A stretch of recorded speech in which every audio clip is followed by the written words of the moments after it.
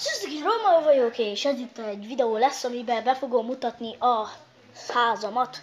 Na hát, kezdjük is el. Ez itt így a folyosó. Itt a anyukám varrógépje, meg minden.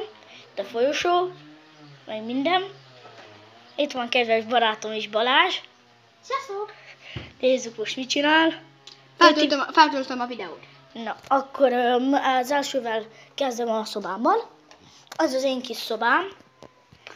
Itt minden karalságos, mindenságos. Itt van itt a PlayStation-om. Én szoktam játszani. Néha. Itt az én kis kompjúterem, meg minden. Na, innen akkor menjünk is el. Itt az én kis konyhám. Itt minden. Jó. Itt az anyukám szobája. Így itt a tévé. Meg minden jó kis nagy szekrény. Meg minden.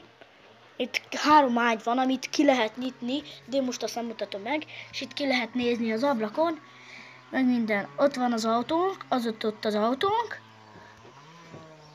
Most Balázs ide jött. Itt meg minden. Ha? Feltöltöd a vidit? Töltöm, hát a popót. Na. És ez itt a fürdőszoba. Úgyhogy ennyi lett volna ez a videó. Ha tetszett, dobjatok egy lájkot. Sziasztok!